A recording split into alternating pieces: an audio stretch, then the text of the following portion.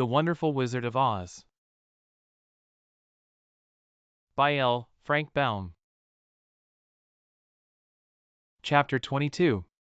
The Country of the Quadlings. The four travelers passed through the rest of the forest in safety, and when they came out from its gloom saw before them a steep hill, covered from top to bottom with great pieces of rock. "That will be a hard climb," said the Scarecrow, "but we must get over the hill, nevertheless." So he led the way and the others followed. They had nearly reached the first rock when they heard a rough voice cry out, "Keep back!" "Who are you?" asked the Scarecrow. Then a head showed itself over the rock and the same voice said, "This hill belongs to us, and we don't allow anyone to cross it." "But we must cross it," said the Scarecrow. "We're going to the country of the Quadlings." "But you shall not," replied the voice, and there stepped from behind the rock the strangest man the travelers had ever seen. He was quite short and stout and had a big head, which was flat at the top and supported by a thick neck full of wrinkles. But he had no arms at all, and, seeing this, the Scarecrow did not fear that so helpless a creature could prevent them from climbing the hill. So he said, "I'm sorry not to do as you wish, but we must pass over your hill whether you like it or not," and he walked boldly forward. As quick as lightning the man's head shot forward and his neck stretched out until the top of the head, where it was flat, struck the Scarecrow in the middle and sent him tumbling, over and over, down the hill. Almost as quickly as it came the head went back to the body, and the man laughed harshly as he said, "It isn't as easy as you think." A chorus of boisterous laughter came from the other rocks, and Dorothy saw hundreds of the armless hammerheads upon the hillside, one behind every rock. The lion became quite angry at the laughter caused by the Scarecrow's mishap, and giving a loud roar that echoed like thunder he dashed up the hill. Again a head shot swiftly out, and the great lion went rolling down the hill as if he had been struck by a cannon ball. Dorothy ran down and helped the Scarecrow to his feet, and the lion came up to her, feeling rather bruised and sore, and said, "It is useless to fight people with shooting heads, no one can withstand them." "What can we do, then?" she asked.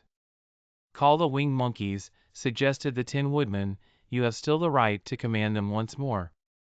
"Very well," she answered, and putting on the golden cap she uttered the magic words.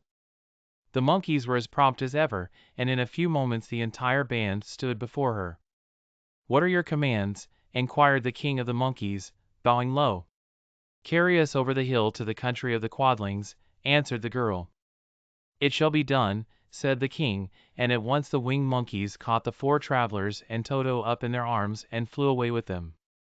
As they passed over the hill the hammerheads yelled with vexation, and shot their heads high in the air, but they could not reach the winged monkeys, which carried Dorothy and her comrades safely over the hill and set them down in the beautiful country of the Quadlings. "This is the last time you can summon us," said the leader to Dorothy, "so goodbye and good luck to you."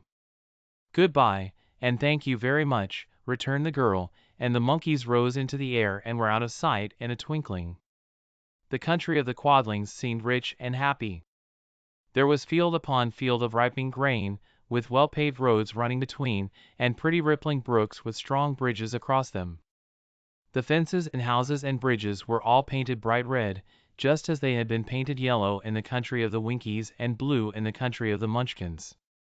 The Quadlings themselves, who were short and fat and looked chubby and good-natured, were dressed all in red, which showed bright against the green grass and the yellowing grain.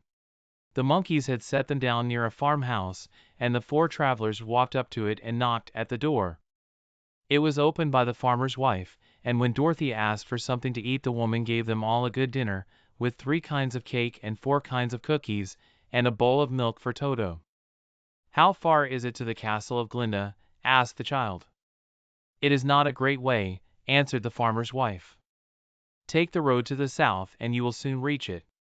Thanking the good woman, they started afresh and walked by the fields and across the pretty bridges until they saw before them a very beautiful castle. Before the gates were 3 young girls, dressed in handsome red uniforms trimmed with gold braid, and as Dorothy approached one of them said to her, "Why have you come to the South Country?" "To see the good witch who rules here," she answered.